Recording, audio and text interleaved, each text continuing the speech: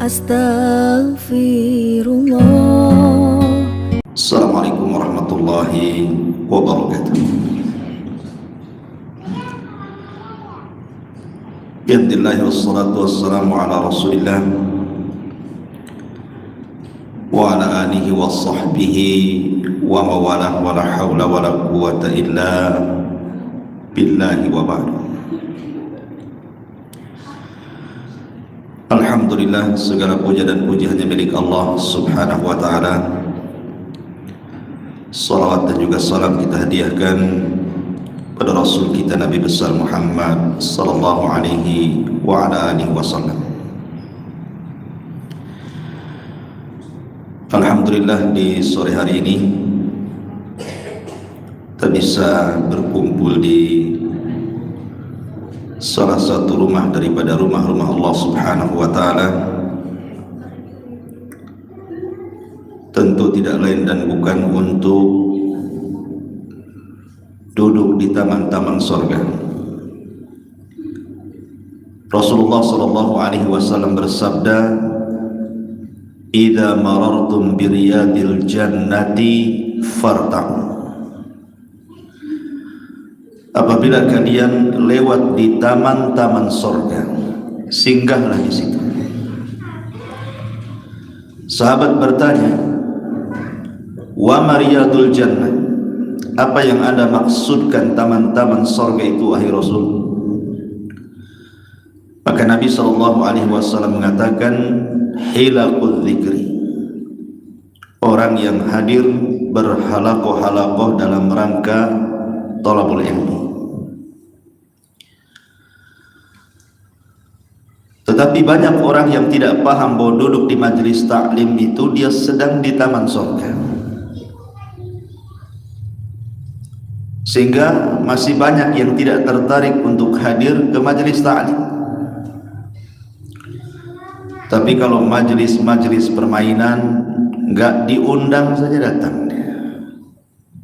Coba saja buat konser musik, yang jauh saja datang, hujan-hujan aja dilabrak sama dia. Karena hilangnya iman, sehingga tidak tertarik dengan itu. Padahal seorang mukmin itu tidak akan kenyang untuk melakukan sesuatu sampai kedua kakinya masuk ke dalam surga. Abu Bakar sendiri mengatakan, kalau hanya satu kaki saja masuk ke surga, kata Abu Bakar, aku belum puas sampai dua-duanya masuk surga, baru aku puas, katanya. Karena tujuan hidup manusia itu hanya mengharap surga. Apalagi coba kita hidup di sini kalau bukan karena ingin masuk surga? Dunia ini tempat bala, kata ulama. Banyak ujian, banyak cobaan, gitu ya. Tidak ada yang sempurna di dunia ini. Orang bangun rumah seindah mungkin, tetap saja ada kekurangannya. Orang dapat pasangan awalnya dianggap sempurna di mata dia, setelah dijalani banyak juga kekurangannya. Dan begitu seterusnya, karena kesempurnaan hanya ada di surga. Maka kajian di sore hari ini kita akan membahas tentang al-a'mal, amalan-amalan. Kalau kita melakukannya, maka Allah subhanahu wa ta'ala janjikan surga kepada kita. Entah cukup waktunya atau tidak, karena saya akan sebutkan 40 amalan penyebab orang masuk surga. Ma'asyiral muslimin yang dimuliakan Allah subhanahu wa ta'ala, di dalam hadis yang sahih dan disahihkan oleh Syekh Nasiruddin Al-Albani rahimahullahu ta'ala dalam Sahih At-Targhib dari Abi Sa'id Al-Khudri radhiyallahu anhu, kata Nabi sallallahu alaihi wasallam, "Khamsun man 'amilahunna fi yaumin katabahu Allahu min ahlil jannah." 5 perkara yang kalau seandainya diamalkan pada satu hari, maka Allah Subhanahu wa ta'ala akan jamin padanya surga. Kemudian Nabi SAW menyebutnya, yang pertama, man ada maridah, siapa yang mengunjungi orang sakit. Yang kedua, wa syahida janazatan, siapa yang mengikuti jenazah, tentu bagi laki-laki. Yang ketiga, wa shama yauman, dia berpuasa dalam satu hari, entah Kamis, entah Senin, entah puasa Daud, entah ayyamul bid. Wa raha yaumal jum'ah, dan pergi menuju masjid di hari Jumat, ini pun khusus laki-laki. Wa a'taqa raqabatan, dan dia memerdekakan budak. Saya jelaskan yang 5 dulu, baru kita lanjut yang seterusnya. Pertama, ada maridah, mengunjungi orang sakit. Banyak keistimewaan yang Nabi SAW sebutkan orang-orang yang datang menjenguk orang sakit itu. Kata Nabi SAW, "Idza 'ada ar-rajulu akhahul muslim masya fi khirafatil jannati hatta yajlisa, fa idza jalasa ghamarathu ar-rahmatu, fa idza kana ghudwatan shalla alaihi 70,000 malakin hatta yumsi, wa in kana masa'an shalla alaihi 70,000 malakin hatta yusbiha." Apabila seseorang menjenguk saudaranya yang sakit, maka seakan-akan dia berjalan sambil memetik buah-buah surga. Subhanallah ya para ummahat. Jadi kalau ibu-ibu ini menjenguk orang sakit itu, sepanjang jalan seolah-olah ibu itu memetik buah surga. Cukup sampai di sini? Tidak. Apabila sudah duduk, maksudnya duduk menghadap orang yang sakit itu, maka diturunkan padanya rahmat dengan sangat deras. Cukup sampai di sini? Tidak juga. Allah berikan lagi keutamaan. Apabila menjenguknya di pagi hari, maka 70.000 malaikat mendoakannya agar mendapatkan rahmat hingga di waktu sore tiba. Dan apabila menjenguknya di sore hari, maka 70.000 malaikat mendoakannya agar diberikan rahmat hingga di waktu pagi pula. Subhanallah. 3 keistimewaan besar orang yang mengunjungi orang sakit ini. Pertama, memetik buah surga sepanjang perjalanan ke rumah orang sakit. Yang kedua, diturunkan rahmat sangat deras kepadanya. Yang ketiga, didoakan 70.000 malaikat. Luar biasa ya. Kenapa? Karena kalau kita lihat orang sakit ini terkadang penyakitnya sudah sakit, tetapi jauh lebih sakit lagi kalau tidak ada yang mengunjungi. Sakitnya sudah sakit terbaring itu, tapi ketika sudah tidak ada yang mengunjungi, makin sakitnya. Sekarang coba di masyarakat kita ini, kalau ada orang sakit, berapalah kita sebagai kawan menjenguk ke kawan kita yang sakit itu? Berapa kali? Seminggu sekali, sebulan sekali? Mungkin sudah bosan, 2-3 kali ya sudahlah, gitu ya. Dibiarkan saja kawannya sakit, tidak pernah dijenguk. Paling tinggi kalau sudah lama sakitnya, apalagi sampai menahun, paling yang bisa merawat dia itu ya orang yang mencintai dia saja, entah istrinya, entah anak-anaknya. Terkadang ada juga yang istri tidak berakal kan, ya bu ya, tidak berakal, lama ngurus suami, ngapain juga, bagus minta cerai kawin lagi kan itu ya. Jadi orang sakit itu sebenarnya dia butuh motivasi dari orang-orang yang mengunjunginya, karena orang sakit itu dia kalau senang hatinya bisa mengobati penyakitnya. Makanya kenapa keistimewaan orang yang mengunjungi orang sakit itu besar, karena menjadi motivasi untuk kesembuhan penyakitnya. Ma'asyiral muslimat yang dimuliakan Allah Subhanahu wa taala, makanya kenapa Rasul menjadikan satu hak bagi seorang muslim kepada muslim yang lainnya. Salah satunya adalah mengunjungi orang sakit. Kalau saudara kita muslim sakit, kunjungi. Itu hak seorang muslim. Dia punya hak untuk menuntut, kenapa kalian tidak mengunjungi aku?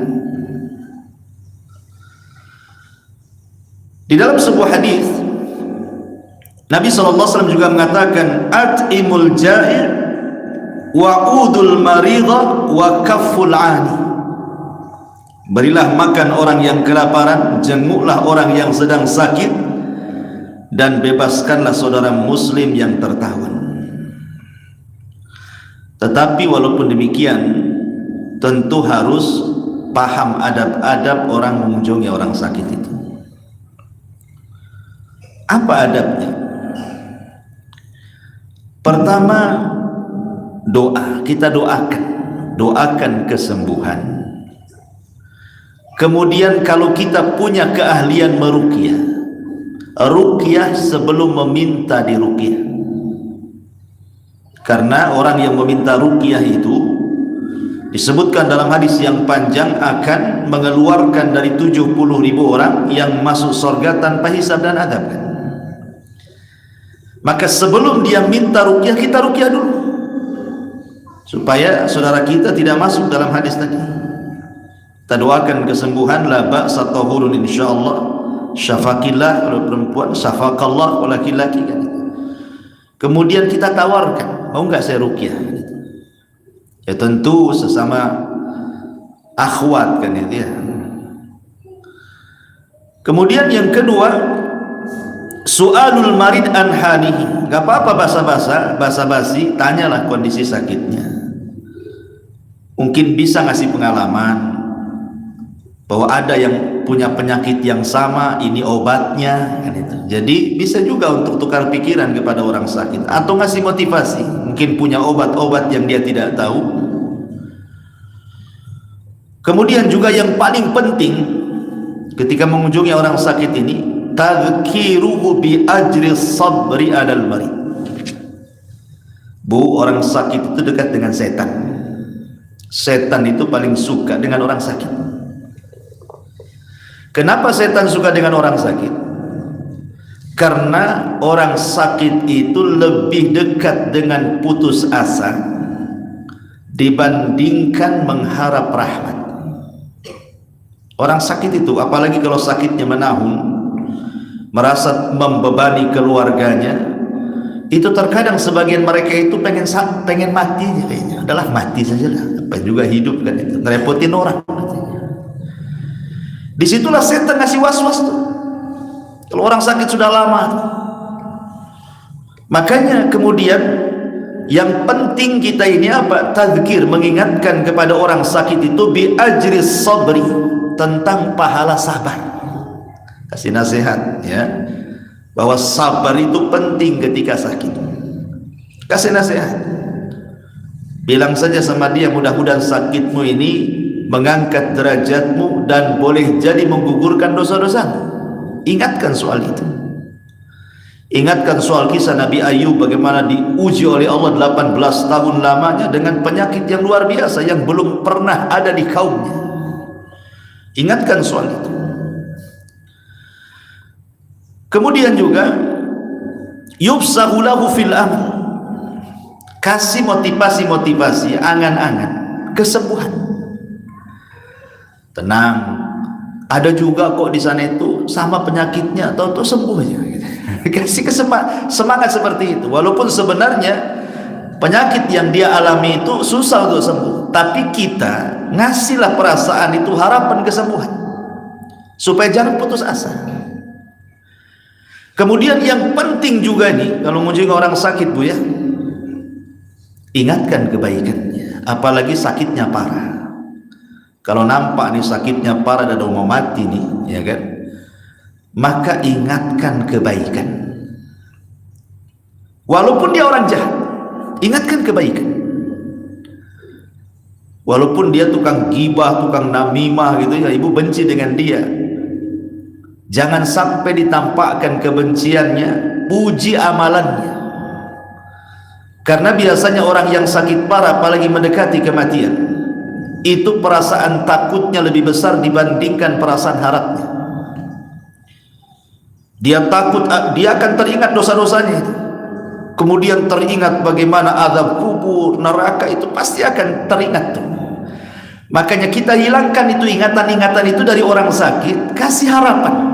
Dengan cara apa? Ingatkan amal soleh dia saja. Ya Bu ya, nanti kalau ada orang sakit, kami ini orang baik, cepat sembuh, walaupun dia jahat, cepat sembuh gitu ya.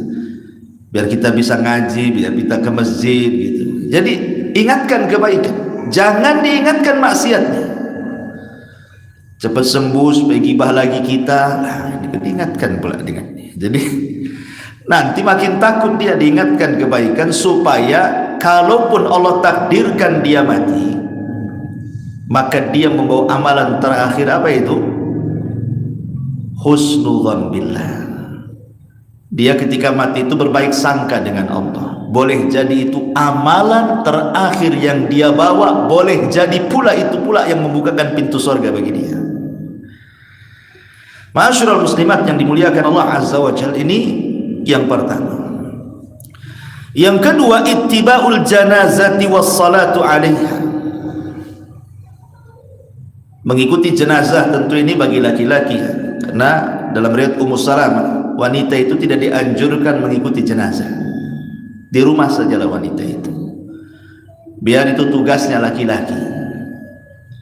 Cukup ibu mendoakan. Dan ingat, orang yang mati itu, dia butuh 3 kalimat dari kita.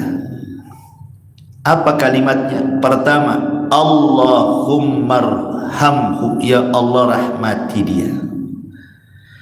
Yang kedua, Allahummaghfirlahu, ya Allah ampuni dosa-dosanya. Yang ketiga, Allahumma tsabbithu, ya Allah tetapkan, mantapkan jawabannya kalau ditanya oleh malaikat Munkar dan Nakir itu. Ini saja yang diperlukan, yang sangat dihajatkan kepada orang mati itu cuma 3 ini. Minta rahmat kepada Allah agar Allah mengasihi yang sudah meninggal ini. Minta kepada Allah agar Allah mengampuni dosa-dosanya. Minta kepada Allah agar dia dimantapkan jawabannya, karena kemantapan jawaban itu bukan dari kita tapi dari Allah. Makanya Allah mengatakan yutsabbitullahu alladhina amanu bil qauli tsabit. Allah lah yang memantapkan jawaban kepada orang-orang yang beriman dengan jawaban yang mantap. Jadi Allah yang memberikan kemantapan itu, dan tentu penyebabnya adalah amal saleh. Kita di dunia kalau ditanya paling lantang, man rabbuk? Allah. Wa ma nabiyuk? Muhammad. Wa ma dinuk? Islam. Belum tentu di kuburan ini bisa jawab dia, karena yang memantapkan itu Allah. Maka minta kepada Allah supaya dimantapkan jawabannya. Ya Bu ya, itu saja. Yang mengikuti jenazah biar laki-laki. Ulama mengatakan ada beberapa hukum pahala bagi orang yang mengikuti jenazah ini dan menyolatkan ini. Pertama, orang yang menyaksikan jenazah mulai dari rumahnya. Jadi mulai dari rumahnya dia sudah mengikuti jenazah sampai disolatkan ke masjid, umpamanya kalau di masjid, sampai dikuburkan. Maka yang seperti ini dapat 2 qirat kata Rasul. Dapat 2 pahala qirat. 1 qirat itu sebesar gunung Uhud. Itu kalau kita ngikuti sejak dari rumah orang yang meninggal, kemudian menyolatkan, kemudian menguburkan, dapat dia 2 qirat. 1 qirat sebesar gunung Uhud. Ini 1. Yang kedua, dia mengikuti dari rumahnya kemudian ikut menyolatkan tapi tidak ikut menguburkan, tapi keluar dari rumahnya, kemudian ke masjid nyolatkan karena ada kesibukan, dia tidak ikut menyolat menguburkan, hanya menyolatkan saja, maka dia hanya dapat satu qirat. Satu qirat pahala sebesar gunung Uhud. Kemudian yang ketiga, dia tidak ke rumahnya, nampak ada orang sholat jenazah, tiba-tiba langsung main ikut saja dia, ya. Jadi dia tidak ngikuti dari rumahnya itu, pokoknya dari lewat, kok ada orang meninggal, nampak ada orang sholat, saya ikut-ikutanlah sholat jenazah di situ. Maka ulama mengatakan falahu qiratun ala makhtarahu al-hafidh Ibnu Hajar. Terjadi khilaf ulama, ada yang mengatakan tidak dapat satu qirat, tetapi ada yang mengatakan tetap dapat satu qirat, dan ini pendapat Al-Hafidh Ibnu Hajar. Tapi kan ada perselisihan di sini, ya, karena tidak mengikuti dari rumahnya. Kemudian yang keempat, dia tidak mengikuti dari rumahnya, dia tidak ikut menyolatkannya, dia langsung menuju kuburannya, kemudian ikut menguburkannya. Maka zahir hadis dia tetap dapat satu qirat karena ikut menguburkan. Kemudian yang terakhir, dia hanya mengikuti dari rumahnya tapi tidak ikut sholat. Kemudian dia ikut jenazah ke kuburan, belum dikuburkan sudah pulang, maka nggak dapat apa-apa, tidak dapat satu qirat, apalagi dapat dua qirat. Berarti dari sini kesempurnaan pahala ketika ittibaul janazah itu berarti mulai dari rumah dia, menunggu dimandikan, dikafankan, kemudian dihantar, ikut hantar pula dia ke masjid, kemudian dari masjid bareng-bareng sampai kuburannya, kemudian sampai dikubur baru pulang. Itulah yang sempurna dapat pahala. Ini yang nomor 2. Kemudian yang nomor 3, wasama yauman, dan dia pun berpuasa dalam satu hari. Dalam sebuah hadis Nabi SAW mengatakan, man shoma yauman fi sabilillah ba'adallahu wajhahu anin nari sab'ina kharifah. Barang siapa yang berpuasa satu hari saja, entah Kamisnya, entah Seninnya, entah Ayyamul Bidnya, entah Dawudnya, pokoknya satu hari dah dia berpuasa tuh, lillahi ta'ala, ya, puasanya karena Allah subhanahu wa ta'ala, maka Allah akan jauhkan wajahnya dari api neraka sab'ina kharifah, 70 musim. Dalam riwayat 70 tahun. Bayangkan 70 tahun perjalanan, itulah dijauhkan wajah kita dari api neraka. Luar biasa. Dan khusus bagi wanita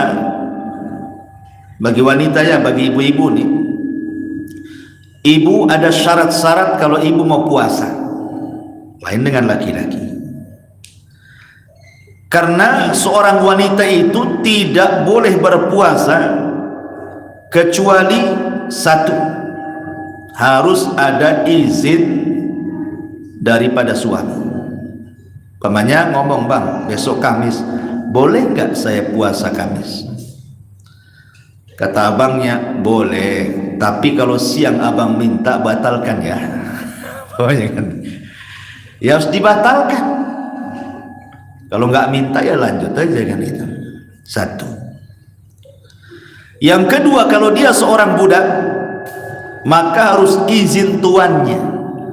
Ini sekarang kan nggak ada budak. Kemudian yang ketiga,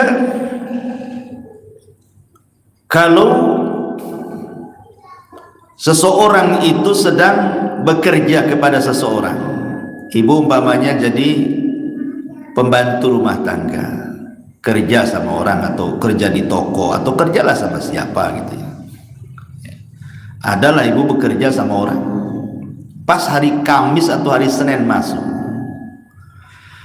Maka kalau seandainya dengan puasa itu Bu menjadikan pekerjaannya tidak maksimal, maka tidak boleh puasa, karena akan merugikan orang yang punya pekerjaan kan itu. Atau laki-laki pun sama, pamannya dia jadi tukang bangunan, kerjanya harian, lain kalau borongan. Akibat Anda berpuasa, akhirnya yang harusnya pasang bata itu dapat sekian meter, nggak sampai. Alasannya apa? Panas, banyak duduk, nggak boleh puasa. Ini menzalimi orang namanya. Ini kan puasa sunnah kan, lain kalau puasa wajib gitu ya. Jadi tidak boleh seseorang menzalimi gara-gara puasa. Ini yang harus dipahami ketika orang itu berpuasa, sehingga dia harus minta izin ke bosnya. Boleh nggak saya puasa? Kata bosnya boleh, nah sudahlah. Tapi kalau bosnya tidak tahu, kemudian kita puasa, kemudian lalai pekerjaannya, bosnya kecewa, zalim kita. Karena kita ada kerjasama dengan orang masalahnya. Nah, itu yang harus dipahami. Dan puasa sunnah ini kan, puasa sunnah ini kan macam-macam ya.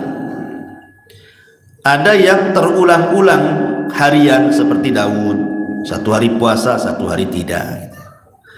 Ada yang terulang mingguan seperti Kamis dan Senin, itu kan terulang mingguan. Ada yang terulang bulanan seperti puasa Ayyamul Bid, tanggal 15, 14, 13 kan itu ya, terulang setiap bulannya. Tetapi ada terulang setahun sekali seperti puasa Arafah, kan setahun sekali jatuhnya itu ya. Kemudian puasa 10, tanggal 10 bulan Muharram, atau puasa Syawal, atau 9 Dzulhijjah gitu ya. Nah, itu kan terulang. Atau memperbanyak puasa sunnah di bulan Sya'ban, kan setahun sekali. Tapi yang harus diketahui bagi ibu-ibu, tetap kalau ibu mau puasa sunnah dan ibu punya suami, minta izin dulu. Ini yang ketiga. Kemudian yang keempat, waraha ila al-jum'ah. Ini bagi laki-laki. Bagi laki-laki, dia bergegas pagi-pagi itu sudah berangkat menuju sholat Jumat. Kenapa? Karena ada hadis yang mengatakan, idza kana yaumul jum'ati waqafatil malaikatu 'alal masjid yaktubunal awwal fal awwal. Apabila datang di hari Jumat, maka malaikat akan berdiri di pintu masjid, kemudian mencatat siapa yang pertama masuk, kemudian setelahnya, kemudian setelahnya. Maka yang pertama masuk, kemudian duduk di saf yang pertama, kata Nabi SAW, maka dia kamathalil ladzi yuhdi badanatan, seperti dia berkorban seekor unta kalau di saf pertama. Kemudian datang berikutnya, dapatlah dia saf kedua, maka kalladzi yuhdi baqaratan, seperti dia menyembelih kurban berupa sapi. Kemudian datang rombongan yang ketiga, dapat pula saf yang ketiga. Maka Rasul mengatakan, kalladzi yuhdi kabsan, seperti dia menyembelih kurban seekor kambing. Kemudian datang rombongan keempat, dapatlah dia saf yang keempat, maka kalladzi yuhdi dajajatan, seperti menyembelih kurban seekor ayam.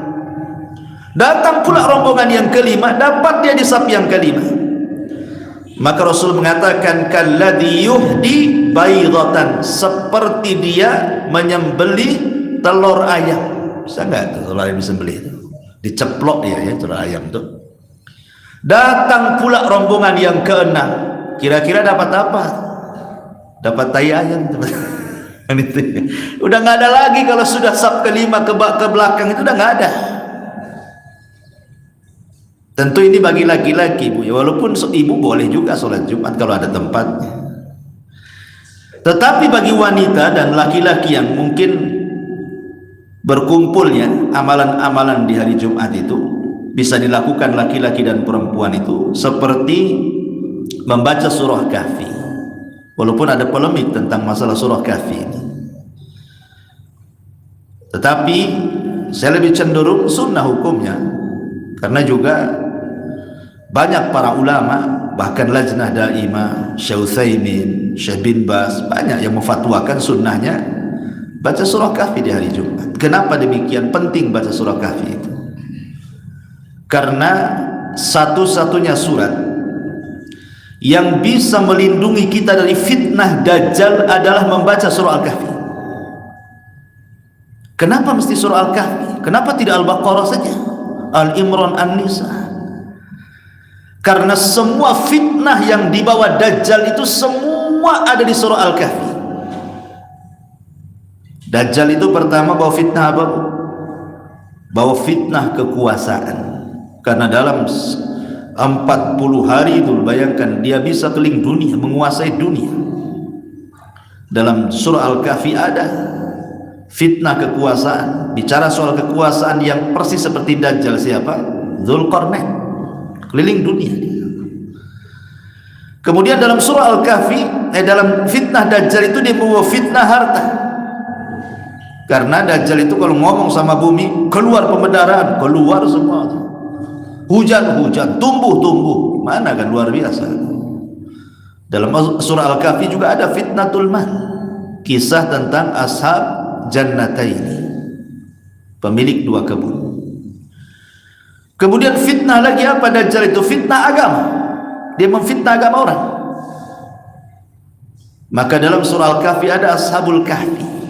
Itu terfitnah agamanya sehingga lari karena tidak mau menyembah berhala, masuk ke dalam gua. Kemudian bawa fitnah apa lagi Dajjal itu?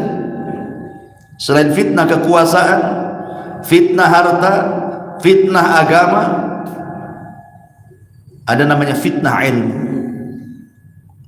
Dan di sana ada cerita tentang kisah Nabi Khidir dengan Nabi Musa mencari ilmu. Maka semua fitnah yang dibawa Dajjal itu semua terangkum dalam surah Al-Kahfi. Makanya disunahkan baca surah Al-Kahfi hari Jumat. Ini yang pertama. Kemudian kalau ibu-ibu mau sholat di rumah, maka disunahkan juga seseorang membaca surah Al-Munafikin, surah Al-Jum'ah, surah Al-A'la, surah Al-Ghasyiyah. Kalau memang hafal bu ya, di sholat-sholat di hari Jumat itu. Tapi kalau tidak hafal ya sudah, baca yang dihafal ibu, kulhu, inna ataina, itulah ya surat favoritnya. Kemudian juga perbanyak salawat, perbanyak salawat kepada Nabi SAW, karena Allah itu mengutus malaikat, tugasnya itu nyampaikan salawat saja malaikat. Jadi kalau saya mengucapkan Allahumma salli ala Muhammad, datang malaikat membawa salawat kita masuk ke kuburan Nabi. Kemudian disampaikan malaikat ini ke kuburan Nabi, maka Nabi akan membalas salawat kita 10 kali. Siapa yang bersalawat kepada Nabi 1 kali, Rasul akan menjawab 10 kali. Doa keselamatan dari Nabi SAW. Setiap kita bersalawat, sampaikan malaikat. Kemudian juga di hari Jumat disunahkan al-ightisal, mandi ya, bagi laki-laki mandi. Taqlimul adhafir, memotong kuku atau tayyub, memberikan wangian, walabsu afdali thiyab, kemudian memakai pakaian yang baik. Kemudian memperbanyak doa bu, karena di hari Jumat itu ada satu waktu yang kalau orang berdoa tidak mungkin ditolak, antara asar dan maghrib. Itu doa mustajab bagi laki-laki, ditambah di antara khutbataini, 2 khutbah Jumat. Kalau ibu-ibu lah habis asar kan, ada waktu banyak berdoa kepada Allah. Dan doa yang paling baik, minta kepada Allah hidayah, minta kepada Allah ampunan, minta kepada Allah istiqamah, dan begitu seterusnya. Ini yang keempat. Kemudian yang kelima dalam hadis ini yang terakhir, as-sadaqatu fir riqab, sedekah kepada budak-budak yang hendak memerdekakan dirinya. Tapi kan sekarang tidak ada perbudakan. Ada orang yang memfitnah Islam itu agama perbudakan. Ngapain Islam itu mencantumkan bab soal perbudakan dalam kitab-kitab fikih? Seolah-olah Islam itu masih mengakui adanya perbudakan. Tidak, justru Islam itu yang mengentaskan perbudakan. Di zaman jahiliyah, budak itu komoditi bisnis yang paling tinggi. Mereka perjualbelikan, sampai-sampai mereka terkadang menculik orang merdeka, dijadikan budak, dijual. Atau terkadang membeli budak perempuan banyak-banyak, digauli, kemudian punya anak, anaknya dijual. Itu orang jahiliyah, itu saking jahilnya.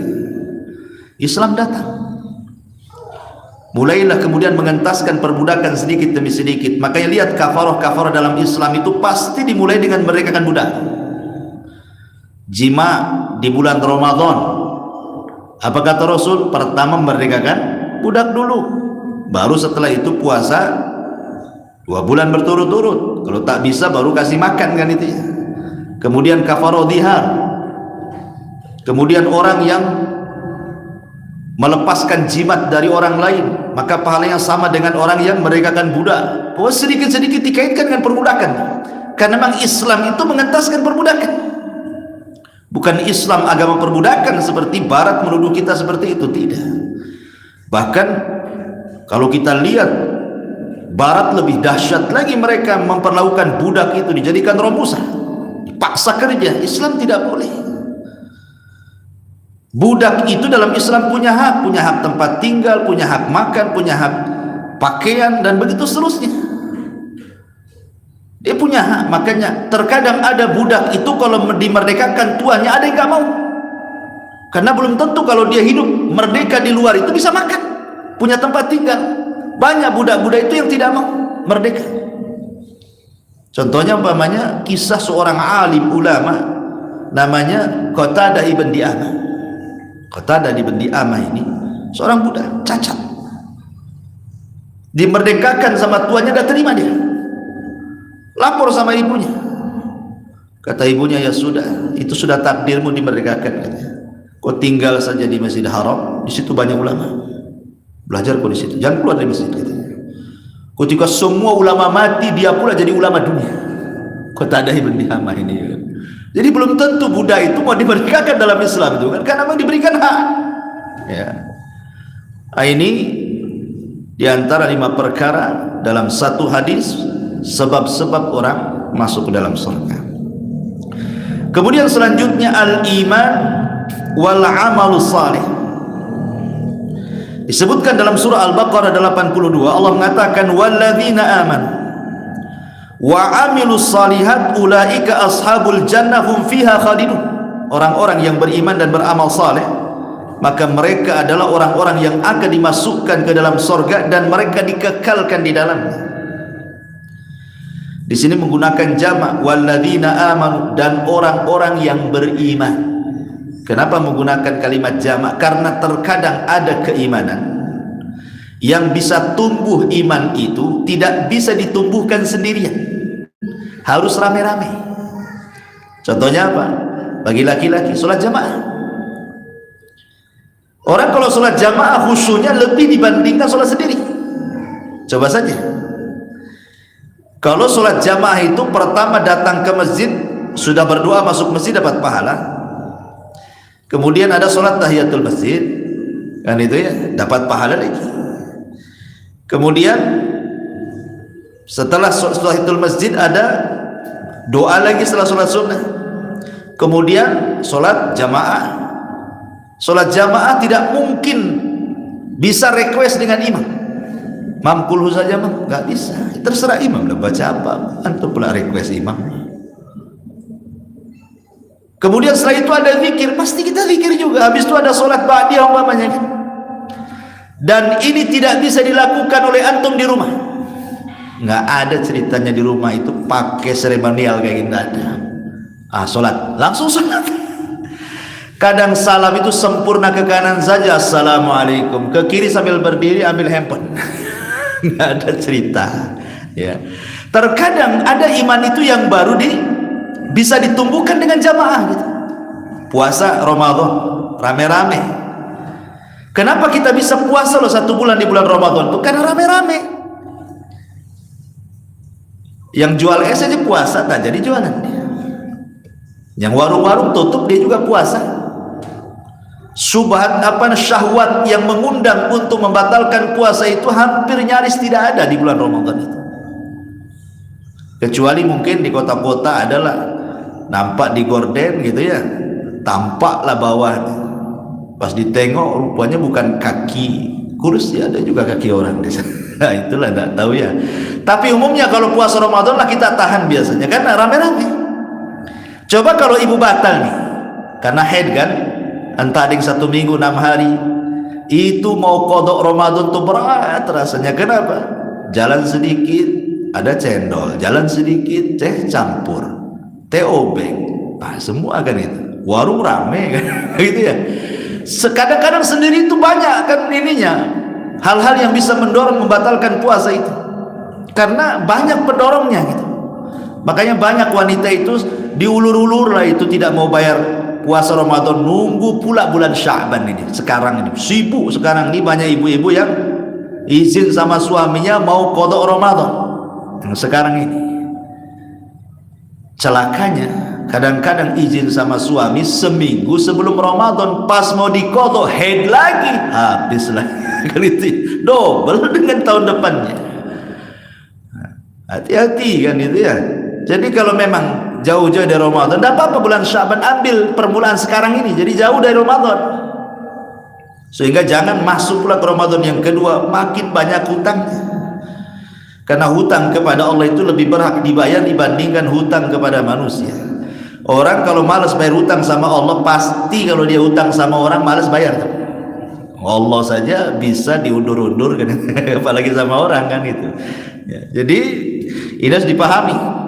Jadi kalimat amanu, beriman itu terkadang ada, iman itu bisa ditumbuhkan dengan rame-rame, makanya pakai jama di sini. Dan banyak lagi ya. Wa amilus shalihat, dan iman itu kalau sudah masuk ke hati itu bisa menggerakkan badan. Iman itu kalau sudah menancap, terhujam di hati orang, itu bisa menggerakkan badan kita. Mau melakukan apa saja enteng bagi dia. Mau sedekah, tinggal sedekah. Mau sholat malam, tak ada malasnya. Mau puasa, enteng aja dia puasa. Karena iman itulah yang melezatkan amal saleh. Bilal bin Rabah, ketika dia disiksa, dia hanya mengucapkan ahadul ahad, ahadul ahad sampai pingsan. Tidak ada sahabat yang sanggup mendapatkan siksaan sekuat Bilal. Dia bisa bertahan di cambuk, padahal banyak para sahabat yang tumbang. Ketika ditanya rahasianya, apa kata Bilal? Saat majikanku Umayyah ibn Khalaf mencambukku sampai cambuk berhenti karena lelah, aku membayangkan mencampurkan apa? Dia mengatakan, aku mencampurkan halawatul iman bimararatil adab. Aku campurkan kelezatan iman dimasukkan kepada keperitan adab. Jadi aku tidak merasakan adab. Kenapa? Manisnya iman lebih manis dibandingkan sakitnya cambukan. Itulah yang menjadikan iman itu kalau masuk ke dalam hati orang menggerakkan semuanya. Makanya Allah mengatakan di sini, dan orang-orang yang beriman dan beramal saleh maka mereka termasuk ashabul jannah dan mereka kekal di dalamnya. Ini yang keenam. Yang ketujuh, at-taqwa, bertakwa kepada Allah Azza wa Jalla. Takwa ini kalimat sederhana, kalimat yang sederhana, tetapi memang berat takwa ini. Terkadang bagi bapak-bapak ini ujian juga kan, bagi bapak-bapak ini. Bapak-bapak ini setiap Jumat diingatkan khatib, karena mengingatkan takwa bagi khatib itu rukun Jumat. Antum sholat Jumat di mana saja, pasti khatib akan mengatakan ittaqullah, ittaqullah, ya, karena rukun Jumat. Tiap minggu loh, setiap Jumat kita diingatkan takwa. Tapi subhanallah, yang diingatkan tidak ingat juga. Makanya sebagian para ulama mengatakan gagalnya bapak-bapak sholat Jumat itu kalau dia keluar setelah sholat Jumat tidak nambah takwanya. Kan itu ya. Tetap saja yang tidak sholat, memang sholatnya seminggu sekali Jumat saja. Yang gibah ya tetap gibah, yang dusta tetap dusta, yang main riba tetap main riba, yang tukang bohong tetap aja bohong. Jadi apa manfaatnya khotib Jumat mengatakan takwa, takwa, takwa terus kan? Maksudnya kita diingatkan, jangan sampai gagal kita sholat Jumat. Harusnya setiap minggu itu ketika kita sudah futur dari takwa diingatkan lagi, naik lagi, itu maksudnya. Makanya takwa ini yang merubah manusia. Kata Ali bin Abi Thalib radhiyallahu anhu ketika memaknai makna takwa, takwa itu artinya al khaufu minal jalil. Pertama, takut kepada Allah. Wal amalu bitanzil, mengamalkan semua yang diturunkan Allah, baik Quran ataupun hadis. Wal qana'atu bil qalil, dan ridho dengan sedikit pemberian Allah. Allah mau kasih banyak, Allah mau kasih sedikit, alhamdulillah.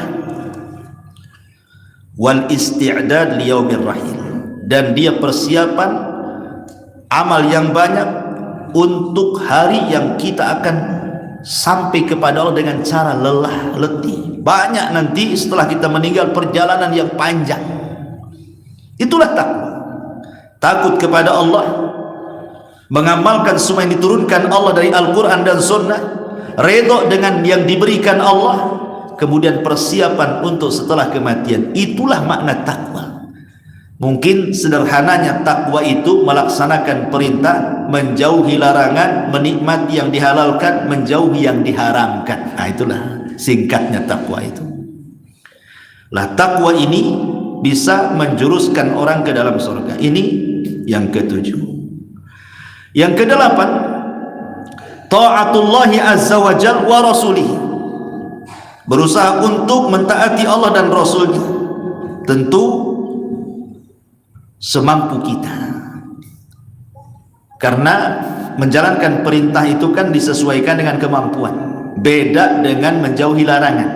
Kalau menjauhi larangan tidak ada bicara kemampuan. Yang ada kemampuan itu menjalankan perintah. Fattaqullaha mastata'tum, bertakwalah semampu kamu. Wa ma amartu bihi fa'tu minhu mastata'tum, apapun yang kuperintahkan lakukan semampu kalian. Itu kalau dalam bab perintah. Tapi kalau dalam bab larangan tidak ada semampu kita. Kenapa? Karena dalam bab perintah itu ada pengganti. Contoh, orang tidak sanggup sholat berdiri, ada gantinya duduk. Tidak bisa sholat duduk, ada gantinya baring. Orang berwudu, tidak ada air, ada gantinya tayamum. Kalau takwa, perintah itu ada gantinya. Tapi kalau menjauhi larangan tidak ada gantinya. Apa gantinya? Seseorang berzina, tidak boleh berzina sama orang, akhirnya sama ayam pula berzina. Tetap tidak boleh, tidak ada gantinya. Pakai apa? Oh, dia biasa khamarnya pakai brandy. Saya mengurangi. Sekarang pakai apa? Merek-merek khamar tuh yang lebih rendah dosisnya. Nggak ada. Haram ya haram kan gitu ya. Nggak ada gantinya haram tuh. Makanya kalau meninggalkan haram mutlak. Tidak ada kalimat saya sudah kecanduan khamar. Biasa saya satu botol, saya ingin meninggalkan, besok satu gelas, besoknya lagi setengah gelas, besoknya lagi satu sendok, baru saya pukulkan tuh botol biar hancur. Bukan begitu, nggak ada cerita tadarruj. Kenapa? Kalau orang tadarruj dalam melaksanakan keharaman, dikhawatirkan dia mati sedang mabuk. Tapi kalau dalam perintah, umpamanya dia tidak bisa sholat berdiri, kemudian sholat duduk, kemudian meninggal, tetap dia dalam posisi sholat. Makanya di sini dalam ketaatan kepada Allah dan Rasulnya, maka harus dipahami bahwa dalam bab ketaatan bolehlah kita fattaqullaha mastata'tum, tapi dalam bab larangan tidak ada kalimat itu. Mutlak, haram, haram, selesai. Tinggalkan, tinggalkan. Makanya lihat para sahabat. Sahabat itu loh, itu dulu mabuk mereka. Bahkan khamar itu minuman kebanggaan. Kalau ada tamu dikasih khamar. Itu sahabat Nabi sebelum diharamkan khamar. Sampai Anas bin Malik radhiyallahu anhu itu menceritakan kisah dia pernah melayani Abi Thalha untuk menuangkan khamar ke tamu-tamunya Abi Thalha. Tiba-tiba Rasul mengutus orang berteriak di pasar-pasar, ala wa innal khamra qad hurimat, khamr sudah diharamkan, tinggalkan katanya. Kata Abi Thalha, ya Anas, keluar. Ada apa teriak-teriak orang tuh? Anas keluar, sebentar masuk lagi. Ya Abu Thalha, Rasul menyuruh orang untuk berteriak khamr sudah diharamkan. Itu khamr yang sudah dituangkan untuk tamu itu semua dibuang di hadapan rumah-rumah seluruh penduduk Ansar. Sampai rawi hadis mengatakan hatta salat syawariul Madinah, sampai banjir gang-gang kota Madinah dengan khamr yang dituangkan para sahabat itu. Karena kalau sudah bab perintah nggak bisa lagi dibantah, nggak main sedikit, dah tinggalkan. Ini yang ke-8. Yang ke-9, al jihadu fi sabilillah, jihad di jalan Allah Subhanahu wa taala sudah jelas ya. Tapi kita percepat saja yang perlu dijelaskan saya jelaskan. Kemudian yang nomor 9 al-jihad, yang nomor 10 at-taubat. Taubat adalah salah satu jalan menuju surga. Itu disebutkan dalam surah Maryam ayat 60, illa man taba wa amana wa amila salihan fa ulaika yadkhulunal jannah wa la yadlimuna syai'an wa la yudlamuna syai'an. Kecuali orang yang tobat, beriman, beramal saleh, mereka akan dimasukkan surga dan mereka tidak akan didolimi sedikit pun. Kemudian yang nomor 7 al-istiqamatu ala din, istiqamah di atas agama, dan ini pembahasan nanti malam habis maghrib kita bicara soal istiqamah. Kemudian yang nomor berapa ini? Masalah 11 ya, karena nggak ada nomornya jadi hafal pula. 11 talabul ilmi liwajhillah, belajar ini satu sarana yang mempercepat orang masuk surga. Kalau ingin cepat masuk surga, cuma satu kuncinya, ilmu. Sebab orang yang berilmu tahu jalannya, orang jahil tidak tahu jalannya, makanya gak akan sampai ke surga, gak tahu jalannya. Baik ilmu dunia atau ilmu agama. Ilmu dunia saja kita ini mau mencari alamat, tidak tahu di mana alamatnya, tak putar-putar. Mana nyasar, nanya orang, bukannya orang yang ditanya tak tahu pula, makin bingung. Bukan banyak bertanya cepat sampai tujuan kan, banyak bertanya makin bingung. Karena saya pernah mengalami itu, saya diundang, itu masih di Batam tuh, diundang acara nikah. Saya tinggal di Bengkong waktu itu, yang undang di dapur 12. Zaman dulu belum ada Google Map kan, belum ada kan. Itu tidak pernah ke dapur, putar-putar 2 jam, akhirnya balik lagi nggak ketemu. Itu kan nggak tahu ilmunya itu kan ya. Tapi kalau tahu ilmunya sebentar aja, apalagi dia lebih paham dengan jalan tikus, jalan kucing, jalan macam-macam, makin cepat lagi ya. Itu ilmu dunia tuh, apalagi ilmu agama kan itu. Karena salah satu jalan yang mempercepat, menyingkat jalan itu hanya dengan ilmu. Dengan apa lagi? Makanya Rasulullah SAW yang mengatakan, man salaka tariqan yaltamisu fihi ilman sahhalallahu bihi tariqan ilal jannah. Siapa yang berjalan meniti sebuah ilmu agama, maka Allah mudahkan jalannya ke surga. Allah mudahkan. Karena orang yang berilmu itu tahu mana yang halal, mana yang haram, mana yang batil, mana yang hak, mana yang ikhlas, mana yang tidak ikhlas, mana yang syirik, mana yang tauhid, mana yang sunnah, mana yang bid'ah, mana yang maksiat, mana yang taat. Tahu dengan ilmu itu, sehingga kita itu jelas jalannya terang. Makanya penting. Jadi hadir di majelis taklim itu salah satu penyebab mudah masuk surga. Kemudian selanjutnya binaul masajid, membangun masjid. Karena Rasul yang mengatakan man bana masjidan yabtagi bihi wajhallah banallahu lahu mithlahu fil jannah. Siapa yang membangun masjid mengharap padanya wajah Allah, Allah akan bangunkan bagi dia satu istana di surga. Ya tidak mungkinlah sudah dibangunkan istana kita pula tak masuk kan. Gitu ya. Pastinya kita masuk juga di situ kan itu. Kita sudah bangunkan rumah di sana.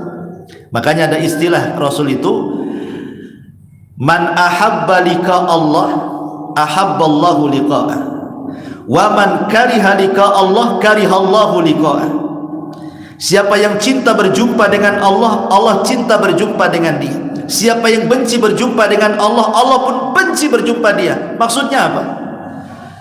Orang kalau hartanya diinvestasikan untuk akhiratnya, dia bangun masjid dengan harapan dapat satu rumah di sorga.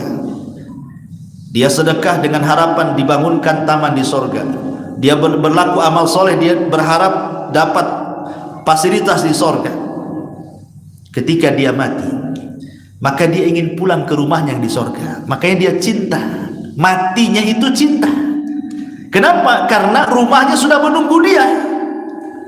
Tapi kalau orang ini diinvestasikan semua di dunia, nggak ada investasi akhirat sama sekali, maka ketika mati dia benci mati. Kenapa? Harus meninggalkan rumahnya, meninggalkan tanahnya, meninggalkan keluarga, ditinggalkan semuanya, benci dia mati.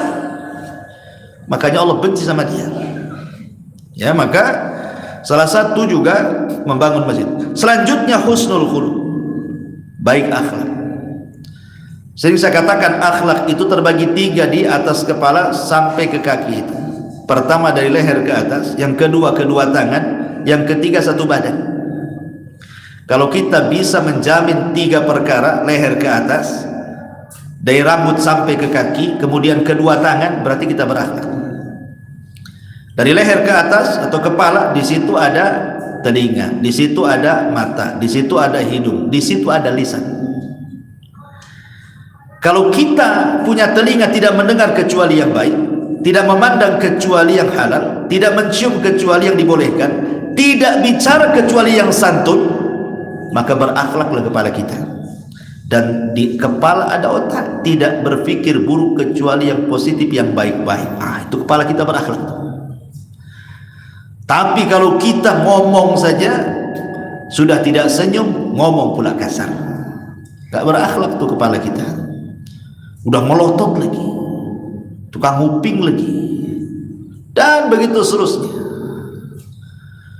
Dan yang paling menonjol akhlak kepala itu, Bu, adalah tabassum. Kata Nabi SAW, tabassumuka li akhika sadaqah. Tabassum itu artinya senyum. Senyummu kepada saudaramu itu sedekah. Subhanallah, di antara mukjizat Rasul itu mampu tersenyum setiap saat, dan dia bermuka masam itu seumur hidup cuma satu kali saja. Kapan itu? Ketika dia berdakwah kepada pembesar orang-orang Quraisy, datang Abdullah ibn Umi Maktum masuk Islam. Rasul tidak suka karena dia sedang berdakwah kepada pembesar Quraisy, sehingga dia bermuka masam kemudian berpaling.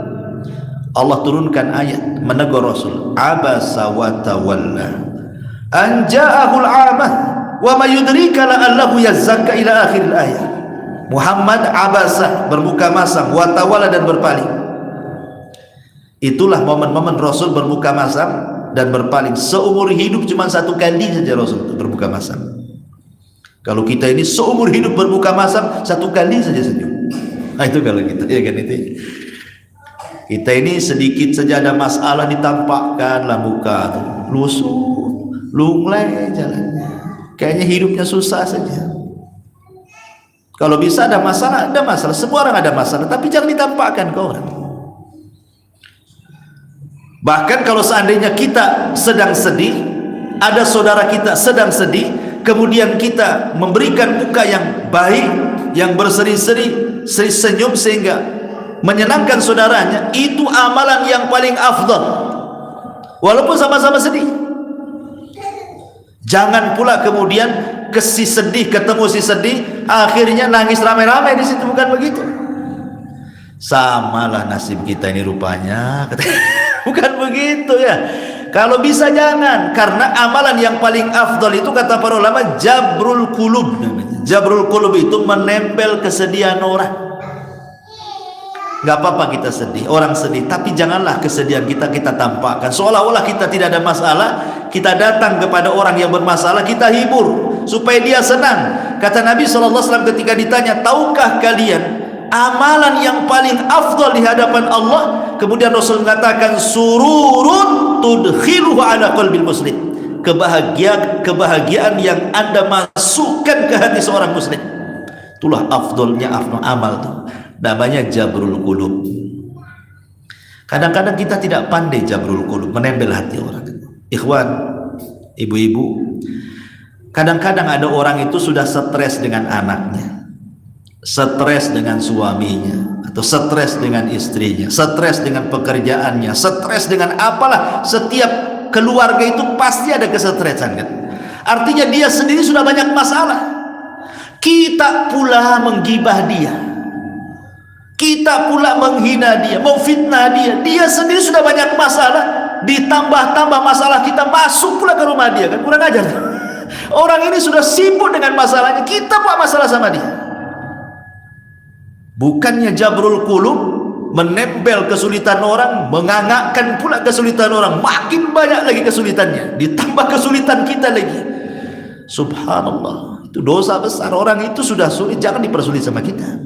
Makanya kenapa Rasul mengatakan, man yassara musliman yassarallahu yaumal qiyamah. Siapa yang memudahkan urusan seorang muslim, Allah mudahkan dia pada hari kiamat urusannya. Maka pandai-pandai membahagiakan orang, ya. Kemudian juga di antara akhlak adalah dari kepala sampai kaki. Kapan itu? Saat kita bicara. Siapapun di hadapan kita, mau pejabat, mau orang biasa, mau orang yang jauh lebih rendah dengan kita, manusiakan manusia, hadapkan kita ke arah dia. Jangan badan kita kemana, muka kita kemana, seolah-olah merendahkan orang. Gak berakhlak kalau kayak gitu. Kan ada orang antum lihat kan, kalau ngomong tuh kayaknya gak dipedulikan kita itu. Yang hadap sana, kita di belakangnya, kan gitu ya. Itu gak punya akhlak. Hadapkan, wah seolah sesuatu ada apa kan gitu, kan gitu ya. Walaupun dia mungkin di bawah kita, itulah akhlak. Kemudian kedua tangan, ya mudah membantu, angkatin barang, mudah memberi, itulah tangan. Ya, itu namanya orang berakhlak. Baik. Kemudian juga yang selanjutnya adalah tarkul mirah. Disedikitkan berdebat, jangan suka berdebat. Baik debat urusan agama atau urusan dunia sama saja, karena debat itu mengeraskan hati. Maka jadilah orang yang suka memaafkan, mengalah, berakal. Ngapainlah saya ladeni. Makanya kata Imam Syafi'i, aku berdebat tidak pernah aku kalah, kecuali kalau lawan debatku orang jahil, baru aku kalah, katanya. Imam Syafi'i, ya. Aku berdebat gak pernah aku kalah, kata Imam Syafi'i. Tapi kalau lawanku orang jahil, pasti aku kalah, katanya. Karena orang jahil itu menang ngeyel, kan itu ya. Bukan ilmu, yang ngeyelnya itu keras kepalanya. Makanya kata Imam Syafi'i, kalau lawan debatku orang jahil, udah kalah saya. Dan Imam Syafi'i mengatakan, kalau aku berdebat dengan orang, aku senantiasa berdoa kepada Allah, mudah-mudahan kebenaran ada di lisan lawan debatku. Itu adabnya Imam Syafi'i itu. Kalau dia mau berdebat itu selalu dia berdoa kepada Allah, ya Allah, mudah-mudahan kebenaran ada di lisan lawan debatku, katanya. Kenapa? Karena inti debat itu mencari kebenaran dan menambah ilmu. Kalau kita kalah dia menang, kita dapat ilmu dari dia. Makanya Imam Syafi'i itu pernah berdebat dengan siapa namanya, saya lupa namanya, dalam masalah qur'. Wal mutallaqatu yatarabbasna bi anfusihinna thalathata qur'. Dan wanita-wanita yang ditalak, maka mereka masa iddahnya itu 3 qur'. Imam Syafi'i waktu itu sebelum berdebat, dia berpendapat bahwa qur' itu haid. Sementara lawan debatnya qur' itu suci dari haid. Aku udah berdebat tuh sama Imam Syafi'i itu. Selesai debat, apa kata Imam Syafi'i? Jazakallah khairan, katanya. Aku berterima kasih kepadamu. Sekarang aku yakin bahwa qur' itu artinya suci dari haid, sesuai dengan pendapat. Kata lawannya kepada Imam Syafi'i, jazakallah khairan ya imam, bahwa pendapat yang kuat qur' itu adalah haid. Dibalik pendapatnya coba. Itulah kan enak kalau debat kayak gitu kan. Akhirnya saya ikut pendapat kamu, kamu pula pendapat saya ikut, gitu kan enak itu kalau kayak gitu. Ini enggak, kamu harus ikut pendapat saya. Kalau kalah debatnya, nah, rasa bangga dia, senang. Ya, sudah kukatakan kamu ini sesat kan. Bukan bangga dia kan. Bukannya kita kasih hidayah, malah bangga. Bangga. Pemain debat dengan saya.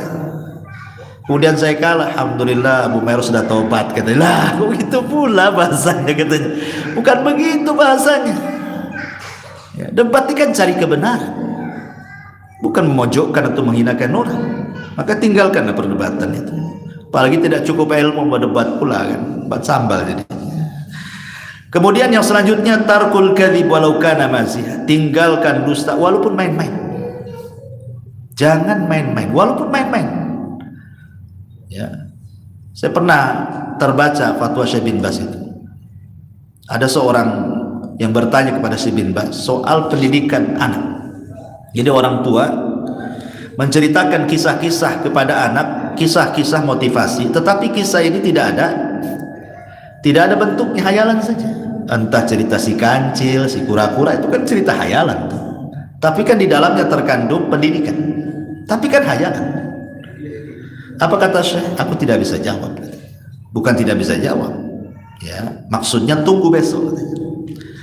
Setelah besok kata beliau, sebaiknya jangan dikisahkan.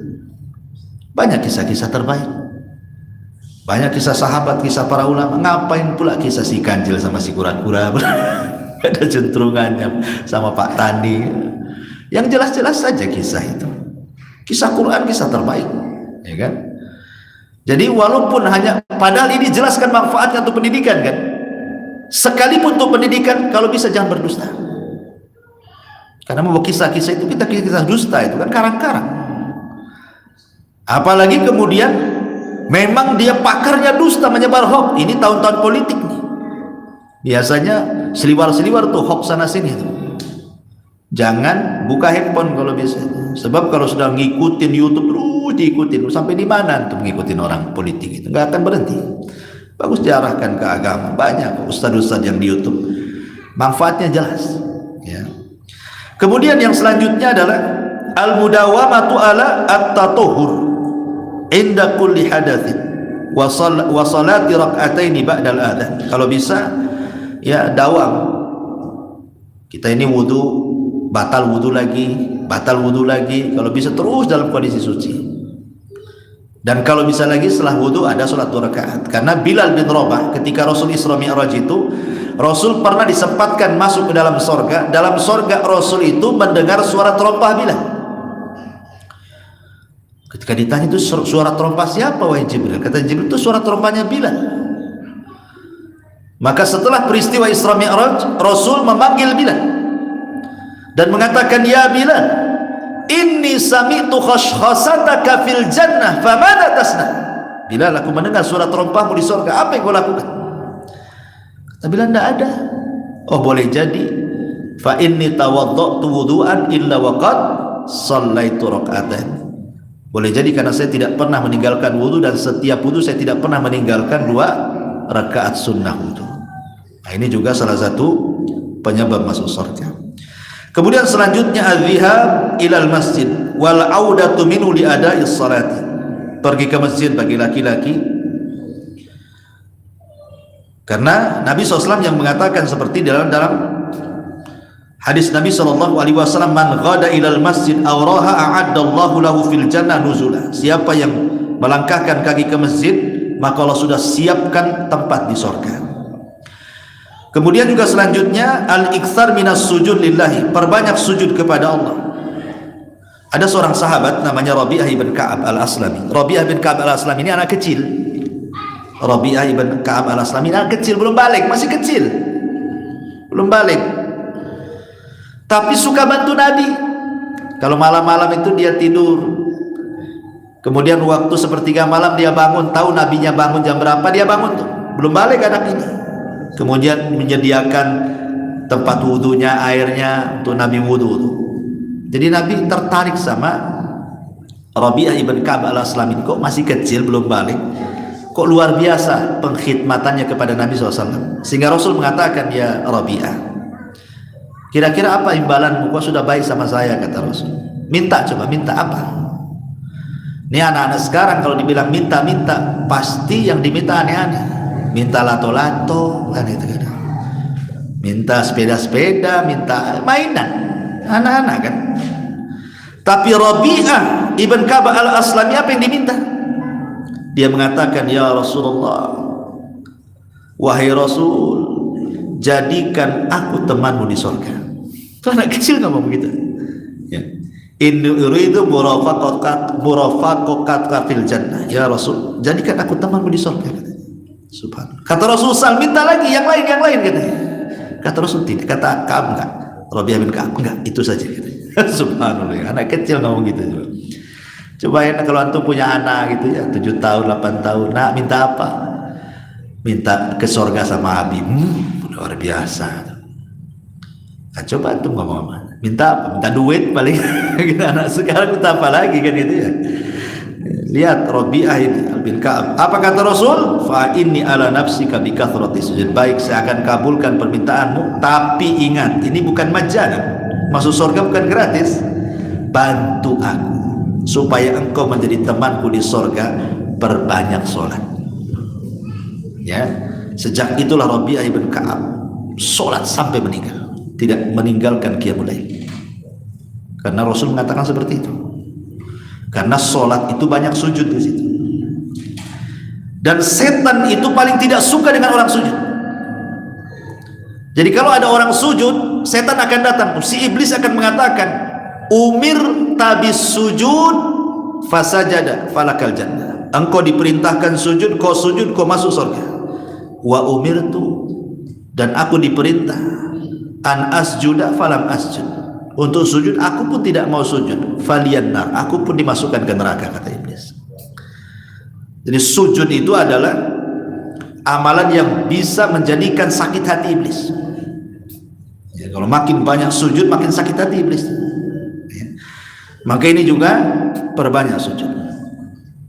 Kemudian selanjutnya al-hajj wal al-mabrur, haji yang mabrur. Haji yang mabrur itu kata Rasul, al-hajjul mabrur laisa lahul jazaa illal jannah. Haji yang baik itu tidak ada balasan kecuali surga. Kemudian selanjutnya qiraah ayatil kursi dubura kulli salatil maktubah. Jangan lupa baca ayat kursi setelah salat wajib. Kata Nabi sallallahu alaihi wasallam, man qara'a ayatal kursi fi duburi kulli salatin lam yahulla bainahu wa baina dukhulil jannah illa al-maut. Siapa yang membaca ayat kursi, kata Rasul, setiap selepas sholat wajib, maka tidak ada yang menghalangi antara dia dengan masuk ke dalam surga kecuali kematian. Kemudian selanjutnya menjaga 12 rakaat rawatib. Menjaga 12 rakaat, karena Rasul mengatakan, siapa yang menjaga 12 rakaat, bunyalahu baitun fil jannah, Allah akan bangunkan satu rumah di surga. Kemudian juga selanjutnya adalah ifsya'us salam, mengucapkan salam. Mengucapkan salam. Di antara tanda-tanda kiamat itu, kalau orang mengucapkan salam kepada yang dikenal saja. Kepada yang tidak dikenal nggak mau salam, padahal jelas-jelas dia seorang muslim. Dan itu banyak hari ini. Kalau bukan gengnya nggak mau salam dia. Nah, gengnya saja satu pengajian, nah, baru assalamualaikum. Dari jauh-jauh assalamualaikum kan itu ya. Kalau bukan gengnya, cuek aja dia. Kesalahan sekarang ini kadang-kadang merubah salam dengan bahasa lain. Oi, gitu ya. Selamat siang, selamat sore, di kantor ya. Maka ini tidak boleh mengganti kalimat salam seperti itu. Jelas, salam itu sebuah kebaikan. Bahkan ada seseorang itu bercerita, mengucapkan salam sama orang, bukannya dijawab, malah jawabannya apa? Kau kenal aku, katanya. Gitu pula dia jawabannya. Diucapkan salam, assalamualaikum, bukan dijawab. Kapan kau kenal sama saya, katanya. Dia mau nyunah Nabi kan, bukannya dijawab, malah jawabannya kayak gitu. Kan aneh orang ini. Malah bingung kalau diucapkan salam, seolah-olah harus kenal saja. Kalau nggak kenal tuh malah nanya, kapan kita kenalan, katanya. Sok kenal pula kamu sama saya, katanya. Aneh pula. Itu tanda-tanda kiamat. Ucapkan salam kepada yang dikenal saja. Padahal ngucapin salam itu sesuatu yang bisa menanamkan kecintaan, tapi ada adabnya juga. Kalau ada orang mengucapkan salam begini, assalamualaikum, maka jawabannya waalaikumsalam warahmatullah, titik sampai di sini. karena dia bakhil mengucapkannya, cuma assalamualaikum saja. Jawabnya waalaikumsalam warahmatullah. Kalau dia mengucapkan salam, assalamualaikum warahmatullah, kita jawab waalaikumsalam warahmatullah wabarakatuh. Karena dia kasih 2, kita kasih 3. Kalau dia mengucapkan assalamualaikum warahmatullahi wabarakatuh, kita juga lengkap waalaikumsalam warahmatullahi wabarakatuh. Jadi begitu caranya. Lihat dia ngomong apa. Tapi di antara kesalahan orang yang salam adalah terkadang seseorang memulakan salam itu kepada orang kafir, tidak boleh. Orang kafir tidak boleh disalami. Bahkan kalau orang kafir salam, kalau dia jelas tidak salam, hukum nggak jelas lah ngomong apa dia, maka cukup dijawab wa alaika. Jangan wa alaikas salam, karena orang kafir tidak ada selamat. Wa alaika gitu saja. Orang kafir nggak ada yang selamat. Jangan ditambah alaikas salam, jangan. Orang kafir wa alaika cukup sampai di situ. Ya. Karena di zaman Rasul ada orang kafir itu salamnya aneh. Assalamualaikum ya Muhammad. Bukan assalamualaikum, assalamualaikum gitu. Sam dengan salam beda. Salam itu keselamatan, sam itu kematian. Seolah-olah assalamualaikum, mati aja kau Muhammad gitu soalnya kan. Maka Rasul wa alaika, kau aja yang mati gitu. Wa alaika gitu aja kata Rasulullah. Jadi dan kalau kita datang ya, ini logika ya. Pamannya kita datang, antum datang ke saya. Tolonglah doakan saya. Atau datang ke siapa, tolonglah doakan saya. Belum tentu orang itu mau doakan kita ya. Tapi kalau antum mengucapkan salam, barang tentu pasti dia doakan kita, walaupun tidak diminta. Coba saja antum salam, assalamualaikum, pasti dia otomatis mendoakan kita. Waalaikumsalam, kita dapat doa salam keselamatan. Warahmatullah, dapat doa rahmat. Wabarakatuh, dapat doa berkah. Kita kan nggak minta didoakan itu kan, kita pancing dengan salam, akhirnya didoakan kita, coba ya kan ya. Kalau antum satu hari 100 kali mengucapkan salam, 100 orang mengucapkan waalaikumsalam warahmatullahi wabarakatuh, berarti 100 orang itu mendoakan 3 perkara kepada kita. Mudah-mudahan kita selamat, mudah-mudahan kita dapat rahmat, mudah-mudahan kita berkah. Apalagi yang dicari di dunia, cuma 3 ini aja. Rahmat, salam, berkah, itu saja di dunia itu kita cari ini. Makanya paling enak kalau minta doa sama orang itu pancing dengan salam, pasti dia doakan kita ya. Jadi ini penting juga. Kemudian juga diantaranya Rasul mengatakan ya ayyuhan nas absus salam wa atimut ta'am wa sallu bil laili wan nasu niyam tadkhulul jannata bis salam. Wahai manusia, sebarkan salam, beri makan orang fakir miskin, salat malam saat manusia tertidur, maka kalian akan masuk surga dengan selamat. Jadi menyebar salam diantaranya juga sebab orang masuk surga, memberi makan fuqara wal masakin juga diantaranya sebab masuk surga, termasuk qiyamul lail diantara sebab masuk surga. Kemudian setelahnya as-sidqu fil hadits wal wafa'u bil ahdi wa ada'ul amanati wa hifdzul faraji wa ghaddul basari wa kaful yadi. Di antara yang menyelamatkan orang atau yang memasukkan orang ke surga adalah jujur dalam bicara, amanah dalam janji, kemudian juga menjaga setiap amanah orang, menjaga kemaluan, kemudian juga menundukkan pandangan dan berusaha untuk tidak menyakiti orang. Dan itu disebutkan dalam satu hadis. Rasul mengatakan idminu li sittan min anfusikum adman lakumul jannah. Kata Nabi SAW, jaminkan kepadaku 6 perkara, maka kalau melakukan 6 perkara ku jamin kalian masuk surga, kata Nabi. 6 perkara ini kata Rasul, kalau dilakukan kata Rasul, ku jamin kalian masuk surga. Apa 6 perkara ini? Kata Rasul, usduku idha hadatstum, jujur kalau bicara. Jujur kalau bicara. Memang jujur ini agak berat ya. Apalagi dunia kerja ini kadang-kadang sulit jujur itu kan.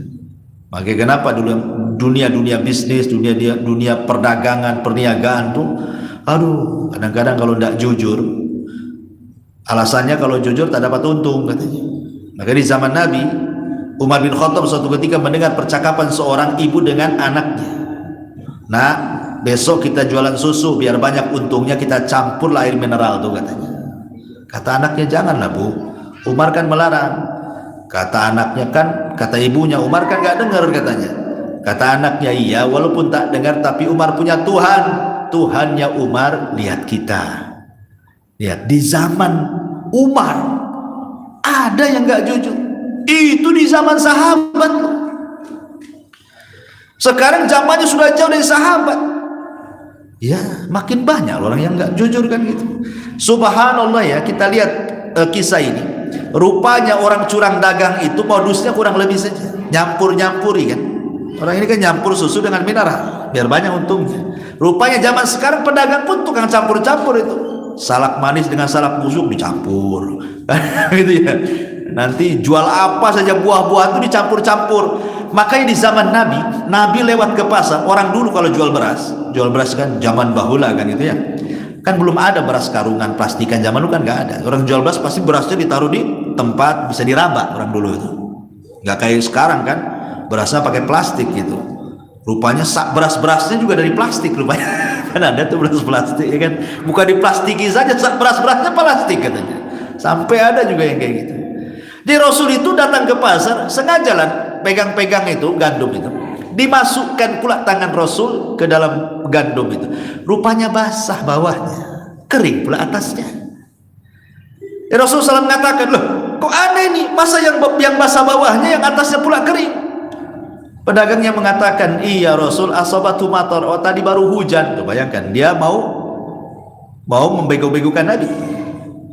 Hujan itu bukan dari bawah, hujan itu dari atas, kan gitu ya logikanya. Kalau memang terkena hujan, yang basah atasnya, yang kering pula bawahnya. Kenapa pula yang basah bawahnya, yang kering pula atasnya? Emang hujan dari bawah katanya. Kata Rasul, ini yang basah letakkan di atas, yang kering letakkan di bawah, supaya manusia melihatnya. Kemudian Rasul mengatakan, man ghasyana falaysa minna.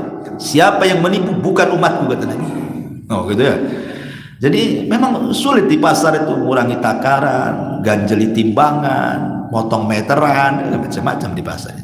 Sumpah-sumpah palsu, semua ada di pasar. Ya berkaitan dengan ketidakjujuran gitu. Wal wafa bil ahdi, yang kedua, laksanakan janji. Sekarang sulit nih kan. Kalau sebelum jadi pejabat, masya Allah janjinya itu segudang. Nanti kalau aku kepilih, oh semua disebutkan tuh. Sampai laut, hutan itu semua disebutkan. Kalau sudah kepilih, tak ada laut, tak ada jalan, tak ada hutan kan itu ya. Dia pula jadi orang hutan. Jadi kadang-kadang tidak mudah melaksanakan janji. Makanya jangan suka janji. Kalau tidak bisa melaksanakan, jangan banyak janji. Itu akan ditanya loh di hadapan Allah. Apalagi janji kepada umat yang nanya orang banyak. Makanya di antara hisab terberat itu kalau nanti pada hari kiamat dicari orang. Hisab yang paling berat diantaranya adalah ketika pada hari kiamat orang ini dicari orang banyak. Itu hisabnya paling berat. Orang yang dicari orang banyak pada hari kiamat itu paling berat hisabnya. Coba pejabat tuh sebelum menyalonkan kan dia melibatkan orang banyak kan. Dibohonginya satu umat itu. Nanti kalau aku jadi begini sampai 100 janji. Sudah jadi tak ada. Nanti ini paling berat hisabnya. Cari satu umat ya. Maka jangan suka mudah-mudah berjanji. Kalau tidak sanggup menepati, jangan suka menjanji-janjikan sesuatu. Atau yang ketiga, ada amanat apa saja, amanat melihat, amanat mendengar, amanat harta, amanat jabatan, macam-macam. Wa hifdzul faraj, menjaga kemaluan dari zina. Wa ghaddul basar, ini penting, wa ghaddul basar. Karena saya lihat orang Anambas ini paling suka duduk-duduk di warung pinggir jalan. Paling suka, jarang suka di rumah orang Anambas. Saya lihat dulu warung-warung pinggir jalan mesti banyak yang ngopi, yang ini, yang itu kan. Makanya ketika Rasul itu nanya, iyyakum wat turuqat, kata Rasul, hati-hati jangan duduk-duduk tepi jalan, kata Rasul. Kata sahabat, mala buddan min majalisina ya Rasul, kami tidak bisa, kan ini sudah jadi tongkrongan kami wahai Rasul. Oke, kata Rasul, kalau kalian tidak bisa meninggalkan di sini, kasih jalan itu haknya. Salah satunya apa kata Rasul? Ghaddul basar. Ghaddul basar. Sebab kalau orang tidak ghaddul basar, maaf ya Bu ya, biasanya tukang kepo itu kan ibu-ibu tuh. Kalau bapak-bapak jarang lah yang kepo tuh. Kepo itu bahasa apa ya kepo itu ya? kayak polisi mungkin ya, kepo tuh ya, tanya-tanya apa ya, kepo lah, ma'ruf ya kepo tuh. Kadang-kadang gara-gara ibu ini duduk di tepi jalan nongkrong gitu ya sama kawan-kawannya di teras jalan, karena mungkin rumahnya tepi jalan, kemudian ngobrol sama kawannya di teras, itu kadang kepo sama orang yang jalan itu. Nengok ada orang yang jalan depan ibu, kadang-kadang ibu kepo dikomentari. Mungkin dia orang hitam gitu ya, bajunya merah, kok hitam merah orang ini katanya gitu ya, harusnya kan hitam putih bendera Indonesia itu. Kadang-kadang kepo dia, jalan pincang, kenapa orang itu pincang? Orang nampak nih gemuk jalan, mak tak pandai diet pula dia. Pokoknya ada gitu. Itu karena tidak ghadul basar. Nanti semua orang lewat dikomentari sama ibu-ibu tuh. Makanya kalau mau nongkrong-nongkrong tepi jalan, tundukkan pandangan supaya jangan kepo tadi. Jangan sampai komentari orang jalan. Nah biasanya seperti itu. Oh itu tuh orangnya lewat nih, baru diomongin kemarin. Jadi banyak akhirnya kemudian dosa yang tadinya kita tidak punya dosa duduk-duduk, akhirnya karena tidak pandai ghadul basar, akhirnya masuk rumah bawa dosa. Ya, jadi ghadul basar. Kemudian kaful adha, jangan suka nyakiti dengan tangan. Sekarang nyakiti dengan tangan itu, kalau dulu mukul bu ya, sekarang enggak, main handphone nyakitinya, ngetik, kan? Nanti ngomong-ngomong apa di grup tuh nggak enak orang kan gitu ya. Itu udah pakai main tangan tuh, itu sama juga. Kadang-kadang ngetik di handphone itu lebih sakit dari yang nampar sekalian kan itu ya. Ada istilah sakit hati lebih sakit dibandingkan sakit badan. Sakit badan adalah obatnya, sakit hati tidak ada obatnya gitu. Gimana sakit hati tidak ada obatnya? Datang ke dokter, dok hilangkan jantung saya supaya nggak sakit hati, mati pula kita. Nah jadi ini juga 6 perkara disebutkan oleh Nabi SAW. Kemudian selanjutnya, ini khusus bagi wanita. Kata Nabi SAW, "Idza shallatil mar'atu khamsaha wa shamat syahraha wa hasunat farjaha wa ata'at zawjaha qila laha udkhulil jannah min ayyi abwabil jannati syi'ti." Kata Nabi SAW, apabila wanita itu rajin sholat malam, rajin sholat 5 waktunya, rajin puasa, menjaga puasa Ramadannya, menjaga kemaluannya, taat kepada suaminya dalam riwayat, dan menjaga kehormatannya, akan dikatakan masuklah kalian ke dalam surga dari 8 pintu yang kalian sukai. Dalam riwayat seperti itu. Lihat subhanallah ya, wanita masuk surga itu gampang. Kalau ibu bisa menjaga 5 perkara ini, berarti ibu bisa menjaga yang lain ya bu ya. Jadi kalau ibu bisa menjaga 5 perkara ini, 1, jaga sholat 5 waktu, 2, jaga puasa Ramadan, 3, jaga kemaluan, 4, jaga suami, 5, jaga kehormatan. Kalau ini 5 perkara bisa dijaga, yang lainnya lebih bisa dijaga. Tapi kalau 5 perkara bu tidak bisa dijaga, yang lain lebih tidak bisa dijaga lagi. Makanya ini barometer seorang wanita soleh itu, kalau bisa melaksanakan 5 perkara, berarti ibu wanita soleh. Kenapa di sini yang pertama menjaga sholat 5 waktu? Bukan berarti laki-laki tidak boleh menjaga, tetap menjaga, tapi wanita ekstra menjaganya 5 waktu. Kenapa? Karena ada waktu haid. Tahu nih ibu nih, udah tahu kebiasaan nih 2 hari lagi akan haid, atau mungkin kadang tanggal, kadang maju, kadang mundur, sudah tahu ibu tuh. Sudah masuk waktunya, nggak mau sholat. Nanti kan masih ada waktu asar nih. Ketika sudah dekat waktunya mau asar, mau maghrib, baru sholat, datang pula haid. Akhirnya meninggalkan sholat, dosa. Jadi kalau ibu sudah tahu waktu-waktu haid ini kapan bu, jangan remehkan sholat, cepat sholat. Ini saya takut nih udah tanggal-tanggal haid nih. Ya, makanya jaga. Kalau laki-laki kan nggak ada haid, kalau laki-laki haid LGBT lah namanya. Kemudian yang kedua, jaga puasa Ramadan. Seperti saya contoh tadi, sibuk nggak mau bayar puasa, sudah Syakban pula bayar puasa. 1 minggu mau Ramadan baru puasa, datang pula haid. Itu kan namanya tidak menjaga puasa Ramadan. Makanya dianjurkan wanita itu ditekankan jaga sholat, jaga puasa, jaga suami. Artinya taat kepada suami setelah taat kepada Allah. Dari semua hak wanita kepada keluarga itu cuma 1, taat sama suami setelah taat kepada Allah. Gak perlu dirinci, itu sudah global ya. Kemudian jaga kemaluan dan jaga kehormatan. Jangan cerita keburukan suami kepada orang. Tapi kemudian juga diantaranya adalah jam berapa ini? Hah? 5:30 maghrib? Oke, kita singkat saja. Ya. Kemudian yang selanjutnya adalah tarbiyah bagi yang punya anak wanita. Ibu kalau ditakdirkan punya anak wanita, benar-benar berawat. Karena anak wanita agak berat perawatannya dibandingkan laki-laki. Ya, karena perlu mahram nantinya macam-macam kan.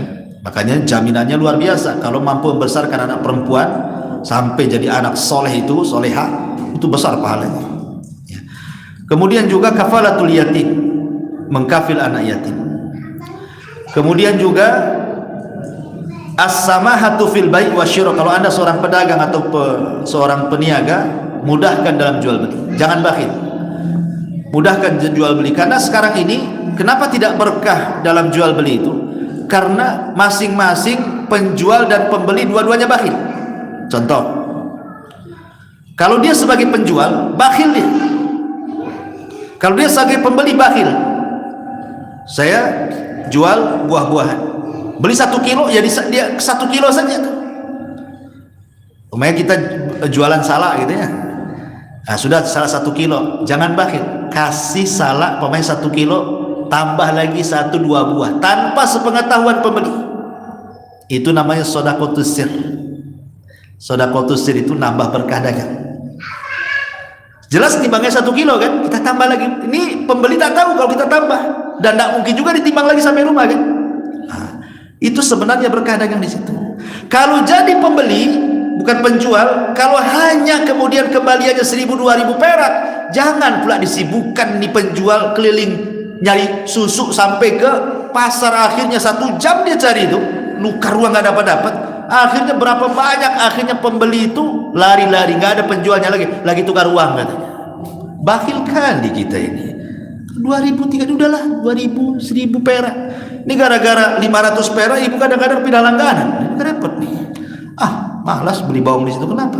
Mahal 500 perak. Lah, bakhil betul. Ini kacau nih tukang bakhil. Makanya kenapa Rasul mengatakan rahimallahu rajulan samhan idza ba', samhan idza ishtara, samhan idza qada, samhan idza qada. Semoga Allah merahmati orang yang kalau jadi penjual dia pemurah, pembeli dia pemurah.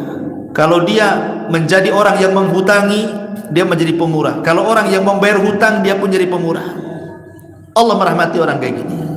Ini jaminan surga berdasarkan hadis Nabi SAW. Kemudian yang selanjutnya adalah at-tajawuz 'alal muqsir. Kalau kita ada orang hutang sama kita, nampak dia tak sanggup bayar, bukan dia memang bukan orang kaya, memang betul-betul tak sanggup bayar, maka kita boleh mempermudah dengan 3 cara. Cara yang pertama, ditangguhkan lagi. Pamannya kan 1 bulan harus bayar, rupanya tidak bisa bayar, tambah lagi waktunya 2 bulan, 3 bulan. Atau cara yang kedua, sudahlah kamu kan hutang sama 100 juta, bayar saja 50-nya ambil.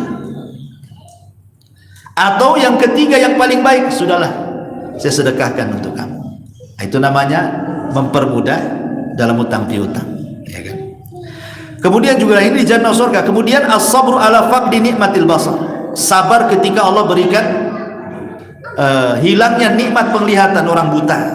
Kalau dia sabar orang buta itu, maka dia akan dapat surga.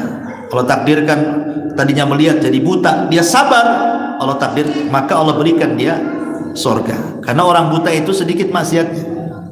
Karena maksiat yang paling banyak itu mata kan. Nengok sana, nengok orang buta mau nengok apa? Gelap semua. Kalau dia sabar, Allah jamin masuk surga orang buta. Kemudian imatatul adha anit thariq, berusaha menghilangkan gangguan-gangguan di jalan itu. Pamannya kita dari rumah ke masjid, nampak ada paku, ambil, taruh di pinggir. Ya. Nampak ada batu ini, oh ini bahaya motor nih, taruh di pinggir. Nampak ada lubang ini, ambil semen, ambil pasir, kacau. Nah, kita buat jalan situ. Ya sedikit. Ya kalau berapa meter pemerintah yang bangun. Kalau hanya lubang kecil ya bisa lah kita ya bangun kan. Ya kemudian karena dulu ada seorang ulama namanya Ar-Rabi ibn Khaytham. Rabi ibn Khaytham ini kalau dari rumah ke masjid, dia nampak ada sesuatu yang menghalangi keamanan orang, batu tahap dia ambil, kemudian disisihkan dan mengatakan, ya Rabb, kalau memang ada pahalanya ketika aku ini menghilangkan gangguan dari jalan, saya transfer pahala itu orang tua saya yang sudah meninggal. Rabi ibn Khaytham, luar biasa kan? Transfer pahala sama orang mati gampang. Kalau kita tidak punya sedekah, tidak punya uang, datang ke masjid ini untuk sedekah orang mati orang tua saya, nggak punya untuk itu, gampang, keliling jalan saja, cari ke paku yang ngalangi orang tuh.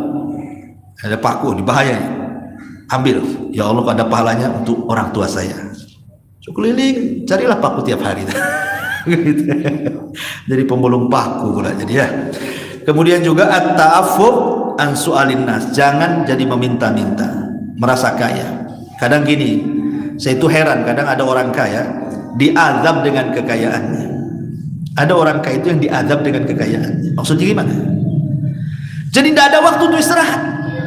Ada orang kaya itu diazab dengan kekayaannya, nggak ada waktu untuk istirahat, itu tidak ada. Malam udah sibuk main handphone dengan rekan bisnisnya, besoknya lagi malam cerita bisnis, siang cerita bisnis, semua cerita uang saja, tidak pernah ada istirahat. Coba orang yang miskin itu bisa lihat tidur, ya kan? Orang yang kadang nganggur-nganggur, kerjaan sekali-kali, bisa dia mancing, ya. Tapi ada orang kaya tersiksa dengan kekayaannya, gitu kan? Kayaknya nggak ada istirahat bagi dia. La ilaha illallah. Berarti sebenarnya orang kaya yang seperti ini dia orang miskin. Kenapa? Karena kaya masih cari uang, masih sibuk dengan uang. Kan orang harusnya kan orang miskin yang kayak gini nih. Kenapa orang kaya kayak gitu kan itu? Harusnya kalau sudah kaya sudah istirahat, cari ibadah kan? Ini enggak. Ya. Kemudian yang terakhir adalah sayyidul istighfar, perbanyak istighfar. Wallahu a'lam bishawab. Ini sudah kelamaannya. Mudah-mudahan manfaatnya. Kita tutup dengan doa kafaratul majlis. Tidak ada suara. Subhanallah bihamdika, asyhadu an la ilaha illa anta, astaghfiruka wa atubu ilaik. Wallahu a'lam. Assalamualaikum warahmatullahi wabarakatuh.